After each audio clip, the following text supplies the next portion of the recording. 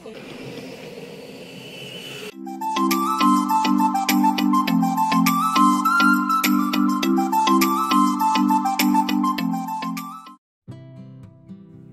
আল্লাহ তাআলা রাব্বুল আলামিনের ইচ্ছাতে আমি আজকে রাত্রের বেলা এই সুন্দর জ্যোৎস্না ভরা চাঁদটাকে দেখতে পারলাম। আর আল্লাহর কাছে হাজার হাজার শুকরিয়া যে উনি আমাকে এই চাঁদটা দেখার তৌফিক দান করেছেন। হ্যালো এভরিওয়ান, আসসালামু আলাইকুম। বর্ষা লাইফস্টাইল অ্যান্ড ব্লগ থেকে আমি বর্ষা আছি আপনাদের সাথে। কাছে দূরে যে যেখান থেকে আমার আজকের এই ভিডিওটি দেখছেন সবাইকে জানাচ্ছি অপরন্ত ভালোবাসা এবং শ্রদ্ধা। ইন্ট্রোর প্রথমেই আপনারা দেখতে পারলেন যে কি অঝোরে বৃষ্টি শুরু হয়ে গেছে। আর এই বৃষ্টিতে কিন্তু গাছপালাগুলো খুবই প্রাণবন্ত হয়ে গেছে। আর গাছের ফুলগুলো দেখে কিন্তু মাশাআল্লাহ বোঝা যাচ্ছে যে কী পরিমাণ বৃষ্টি হয়েছে এবং বৃষ্টির কারণে গাছের ফুলগুলো কত সুন্দরভাবে হয়েছে। আর গাছের ফলনে কিন্তু ভালোই এসেছে আমাদের ধুন্দুল গাছের।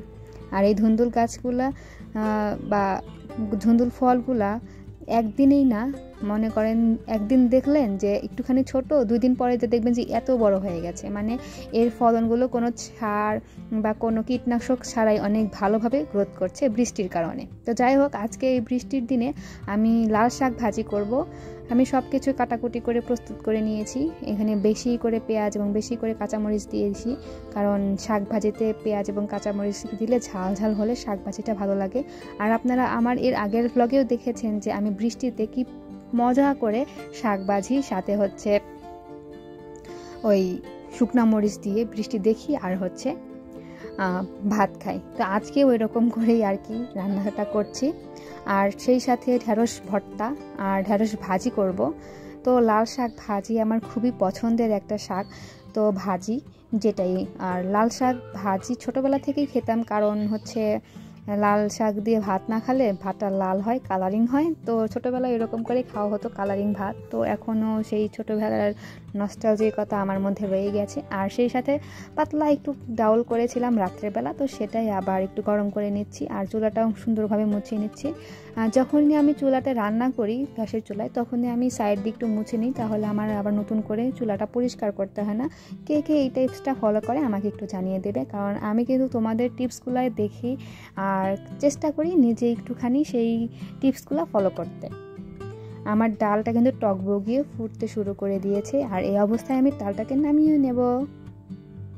আমাদের বাড়িতে প্রতিদিনই ডাল রান্না করা হয়, প্রতিদিন বা একদিন পর পর ডাল রান্না করা হয়। এই জন্য ডাল রান্নার যে একটা হাতে খড়ি বা একটা ভালো একটা দিক আমার মধ্যে চলে আসছে, এবং আমি খুব ভালো একটা ডাল রান্না করতে পারি, যেটা আমার ফ্যামিলিতে সবাই খুব চেটেপুটে খায় এবং আমিও পছন্দ করি। 2 রকমের ডাল দিয়ে আমি রান্নাটা করে থাকি, এবং সেই ডাল রান্নার রেসিপিটা কিন্তু আপনাদেরকে আমি শেয়ার করে দিয়েছি। আপনারা চাইলে সেইখান থেকে আবারও আপনারা দেখতে পারেন, অথবা আমি বেল আইকনে দিয়ে দেবো আপনাদের কাছে আমার ডাল রান্নার রেসিপিটা সুন্দর করে আপনারা দেখে নিতে পারবেন। আর এই তো ডাল রান্না শেষ করার পর আমি চলে আসছি হচ্ছে আমার পুর্তলিকা গাছের যত্ন নিতে। তো আমি প্রথমেই সাইড সুইডে কোনো জায়গায় আর গাড়বো না, মানে বুনে দেবো না, এটা আমি রাখবো হচ্ছে বোতলের মধ্যে। তো বোতলগুলোকে আমি হচ্ছে ফুটো করে নিয়েছি কম্পাস দিয়ে।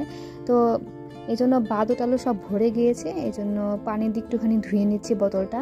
যদিও বোতলটা অ্যাব্রো থ্যাব্রো, বোতলটা একটু শেপ হয়নি, তারপরেও এটার মধ্যেই আমি এই পুর্তলিকা গাছগুলো বুনে দেব। গ্লাসের মধ্যে রেখেছিলাম, ভালোই গ্রোথ করেছে। তো সেটা আবার আমি এই বোতলের মধ্যে ওই ফুটো করেছি সেই ফুটোর মধ্যে দিয়ে কিছুদিন অন্তত রেখে দেবো। এতে করে খুব অনায়াসে এর মধ্যে শিকড় গজে যাবে। আর একটা কথা বললেই নয় যে পুর্তলিকা কিন্তু অনায়াসে যে কোনো জায়গায় যে কোনোভাবে রাখবেন না কেন খুব সুন্দরভাবে শিকড় গজিয়ে দেয়। পুর্তলিকাগুলা বপন করার পরে আমি চলে আসছি খাওয়ার জন্য। এটা ঢেঁড়স ভাজি করে নিয়েছি, প্লাস শাক ভাজি এবং সাথে শুকনো মরিচ ভাজা। তো এটা দিয়ে আমি বৃষ্টি দেখবো আর খাবো। আর সেই সাথে বছরের শেষ আম, বলতে এটা গাছের আম নয়, তো কেনা আম, আমাদের গাছের আম শেষ হয়ে গিয়েছে, এই জন্য কেনা আম খাচ্ছি। তো কাসুন্দি দিয়ে মাখিয়ে নিয়েছি। তো এভাবে বৃষ্টি দেখবো আর খাবো। আপনারা বৃষ্টি বিলাস কিভাবে করেন? আমি প্রত্যেকটা স্টেপই ফলো করি। দেখা গেল যে আমি চা বিস্কুট খাচ্ছি বা আচার খাচ্ছি বা গরম ভাত খাচ্ছি বা খিচুড়ি খাচ্ছি, সব কিছুর সাথেই আমার এই বৃষ্টিটা যায়, আমার কোনো আফসোস হয় না।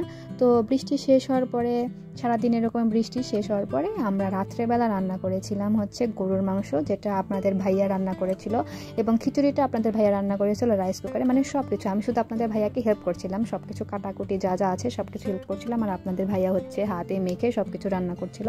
তো খিচুড়িটা মাশাআল্লাহ খুব ভালো হয়েছিল, কিন্তু এই মাংসের মধ্যে হয়ে গেল ভেজাল। কারণ ও সব কিছু হাতে মেখে রান্না করলেও কিছু একটা মশলা না কেমন যেন হচ্ছিল না, আর স্বাদটা ওরকমভাবে পাচ্ছিলাম না, একদম অন্যরকম একটা কেমন যেন স্বাদ। আমার শাশুড়ির হাতের মতো রান্না হচ্ছিল না, বা আমার মায়ের হাতের মতো রান্না হচ্ছিল না। আমি যেহেতু রান্না পারি না, আমি কখনোই বলবো না যে আমার মতো রান্না কেন হচ্ছে না। আমি সবসময় আমার শাশুড়ি এবং আমার মাকে ফলো করি, কিন্তু হয়ে ওঠে না, আমার সেই যোগ্যতা নেই রান্না করার, সেই জন্য হয় না। এই জন্য আমি বলেছিলাম যে তুমি একটু আমাকে বলেছিল যে স্বাদ করে রান্না করবা, তো আমি বলেছি আমি স্বাদ করে রান্না করতে পারবো না, তুমি একটু তোমার স্টাইলে রান্না করো। তো দেখা গেল যে সেও ফেল করে দিয়েছে। তো ওই পর্যায়ে আমি কি করেছি, আমি পুরা মাংসটা কষানোর পর আমি ভেবেছি যে এটার মধ্যে একটু ফোড়ন দিলে কেমন হয়। আমরা যেরকম ডালে ফোড়ন দেই 5 ফোড়ন, সেরকম যে তরকারির মধ্যে একটু ফোড়ন দেব। এই জন্য আমি হচ্ছে পেঁয়াজটাকে আর ভেজে একটু লাল লাল করে, মানে পেঁয়াজ বেরেস্তার মতো করে এনে তার মধ্যে কয়েকটা গোটা জিরা দিয়ে ফোড়ন দিয়ে তারপর হচ্ছে মাংসের মধ্যে দিয়ে দিয়েছিলাম, তাতে করে আলাদা একটা টেস্ট পেয়েছিলাম। আর এই যে দেখেন খিচুড়ি, এটা হচ্ছে একদম ঝরঝরা খিচুড়ি, যেটা আপনাদের ভাইয়ার রেসিপি। আমার খুবই ভালো লেগেছে খিচুড়িটা, ঝরঝরা, আর সেই সাথে গরুর মাংস ছিল। মাশাআল্লাহ আলহামদুলিল্লাহ খুব ভালো লেগেছে। আমাকে যে এতটুকু হেল্প করেছে রান্নাতে, এটাতেই অনেক অনেক হ্যাপি আমি। আর তার হাতে রান্না খেতে পেয়ে আমি তো আরও গর্বিত। তারপরে চলে এলাম আবারও আম খেতে, কারণ সকালবেলা আম খেয়েছি, আবার কিছুটা আম ছিল, তো ভাবলাম যে খাবার শেষে একটু ফল খেলে ভালো হয়। ঘরে তো আমই ছিল, তো আমি খেলাম। আম খেতে খুবই ভালো লাগলো, আর আমগুলোর কালার এত সুন্দর যে দেখতে মাশাআল্লাহ খুবই ভালো লাগছিল, এবং খেতেও কিন্তু বেশ মজার ছিল।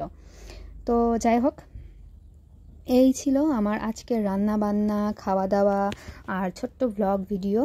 তো আপনাদের কাছে কেমন লেগেছে অবশ্যই কিন্তু নিচে কমেন্ট বক্সে জানিয়ে দেবেন। আমার এই ভিডিওর এতটুকু অংশ পর্যন্ত যারা এসেছেন, এতটুকু অংশে যদি কারো কোনো ভিডিও স্টেপ খারাপ লেগে থাকে, সেই খারাপ লাগাটাই আমার সাথে শেয়ার করবেন। আমি বলবো না যে ভালো লাগাটা কথাটা আপনারা শেয়ার করেন, ভালো লাগার দিকটা শেয়ার করেন, কখনোই না। আমার এই ভিডিওতে কোন জিনিসটা আপনাদের কাছে ফল্ট মনে হয়েছে, খারাপ মনে হয়েছে, বা নিতে পারছেন না, সেইটা আপনারা আমাকে কমেন্ট বক্সে জানিয়ে দেবেন। কারণ সেই খারাপ লাগাটা বা মন্দ কথাটা আমি আপনাদের কাছ থেকে নিয়ে আমি নিজেকে ইমপ্রুভ করার চেষ্টা করব অন্য কোনো ভিডিওতে, অন্য কোনো এপিসোডে। আশা করি আপনারা সেটা বুঝতে পেরে গেছেন আমার প্রাণ প্রিয় ভিউয়ার্স আপুরা। আর এই দেখেন, আমি কিন্তু সেই পেঁয়াজ বেরেস্তার ফোড়ন দেওয়ার পরে এই তরকারিতে আলাদা একটা রং চলে আসলো, মাশাআল্লাহ খুবই ভালো। আপনাদেরকে আমি দেখানোর জন্য আমি আবার নতুন করে এটা করেছিলাম যে না, ভিডিওটা করেই নেই, যেহেতু বলতেই হবে, আর না দেখালে কেমন হয়, এই জন্য। আর বলতে পারেন এখানে কড়াইয়ের বদলে রাইস কুকারের পাতিল কেন, আসলে ম্যাক্সিমাম সময় আমি রাইস কুকারের হাঁড়িতেই গ্যাসের চুলায় তুলে দেই, কারণ আমার না ভালো লাগে। এই জন্য অনেকেই বলেছে যে এইভাবে রান্না করলে নাকি এই হাঁড়িগুলো নষ্ট হয়ে যায়। আমি জানি না নষ্ট হয়ে যায় নাকি, কিন্তু আমি যখন কিনেছি দোকান থেকে তখন তারা বলেছিল আপনি এটা ইন্ডাকশন চুলাতেও ব্যবহার করতে পারবেন, গ্যাসের চুলাতেও ব্যবহার করতে পারবেন, কোনো সমস্যা হবে না। আর এই জন্য আমি ওইভাবেই রান্নাটা করছি, তাতে আমার কোনো সমস্যা হচ্ছে না। জানি না ইন ফিউচারে সমস্যা হবে নাকি হাঁড়িগুলো নিয়ে। আর আমি শুনেছি যে এই হাঁড়িগুলো নাকি আলাদা কিনতে পাওয়া যায়, এই জন্য আমি ভাবছি যদি নষ্ট হয়ে যায় তাহলে আমি আলাদা আবার কিনে নিতে পারবো। আর বারবারই আমি মাংসটা দেখাচ্ছি, কারণ ফোড়নটা দেওয়ার পরে মাংসের কালারটা কিন্তু অনেক সুন্দর হয়েছে, এবং ঝোলের গ্রাভিটা দেখেন কতটা সুন্দর কালার হয়ে আসছে। যদিও ফোনে বা অতটা ভালোভাবে বোঝা যাচ্ছে না, কিন্তু বাস্তবে কিন্তু ভালোই দেখতে লাগছিল। তো যাই হোক, আজকে আমার ব্লগটা এই পর্যন্তই শেষ করছি। আজকে টপিক ছিল হচ্ছে বৃষ্টি বিলাস, সাথে হচ্ছে গরুর মাংস, সাথে খিচুড়ি। বৃষ্টির দিনে কিন্তু এই সমস্ত খাবার দাবার যায়, সবার সাথে যায়। আমরা যারা বাঙালি তারা খিচুড়ি খেতে খুবই পছন্দ করি, বিশেষ করে বৃষ্টির দিনে। তো আজকেও কিন্তু তার ব্যতিক্রম হয়নি, আজকেও কিন্তু আমরা চেষ্টা করেছি বৃষ্টির দিনে খিচুড়ি খাওয়ার জন্য। সকালবেলা আমি আমার শখটা পূরণ করেছি, এবং রাত্রেবেলা আপনার ভাইয়ের শখটা পূরণ করেছি।